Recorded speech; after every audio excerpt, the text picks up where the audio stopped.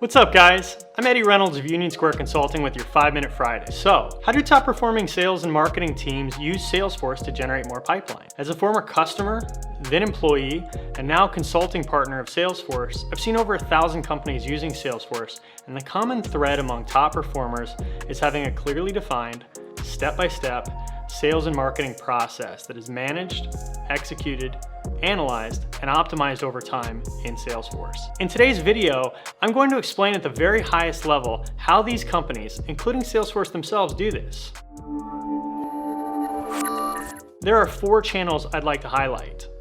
First, your existing customers and dead prospects. Next, your outbound process, then your inbound process, and lastly, your referral sources, such as channel sales, centers of influence, your personal network, etc. I hope to make subsequent videos and dive deeper into each one of these items, and I'll link them below when done. So, most companies can see enormous growth in revenue by just getting one of these right, and it doesn't take monumental effort to start seeing results. We often advise our customers to simply take out a white sheet of paper and write down step by step what they need to do for one or more of these channels. Let's take existing customers and dead prospects as our first example. What is your step-by-step process to cross-sell and upsell existing customers? Which customers present the best opportunities for growth? What data points can you put in Salesforce to identify these customers? Who do you need to speak with in these companies? And when do you reach out and what do you say to get a meeting? What is the step-by-step process and what reports do you want to see to help you manage that process? Next, what is your process for renewing customers? What is your process for asking happy customers for referrals?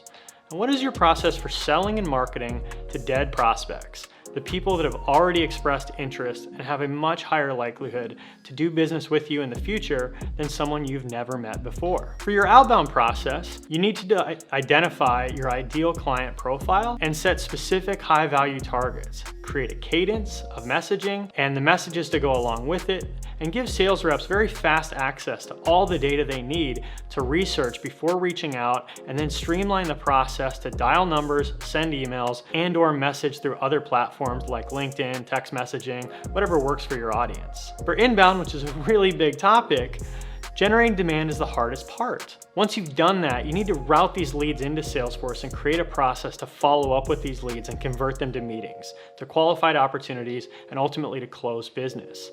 You should track the lead source for each one of these channels and the relevant metrics for each lead source, from the number of leads to conversion rates and sales cycle time to meetings, opportunities, all the way to revenue and even lifetime value of a customer. This allows you to measure your cost of acquisition, both for marketing and sales, for each marketing channel and compare it to your revenue to optimize your marketing and inbound sales process. Going on to referral sources. Finally, if you generate a lot of business by referral from channel sales partners, centers of influence, your sales team's personal networks, etc., you should create a system to track this and manage it. What steps do you take to initiate a relationship with someone? Is it an inbound process, an outbound process, or a combination of both? What steps do you take to nurture and grow that relationship? And how do you want to measure the relationship? And is the company or the individual contact more relevant for the relationship that you need to manage? Some of the metrics you can look at is, for example, how many leads have they sent you? How many of those leads closed and in what time? With what level of effort and what revenue? How can you optimize this over time and spend more time with the key relationships that refer the most closed business your way? Finally, what reports do you want to see to tell you who to reach out to? So that was a quick high-level summary of how top-performing sales and marketing teams use Salesforce and how they build out a step-by-step process for each of their sales and marketing channels to track it, to manage it, to execute it, and to optimize it over time. If you'd like more information, feel free to reach out directly to me, and I hope to make more videos diving deeper into each one of these channels.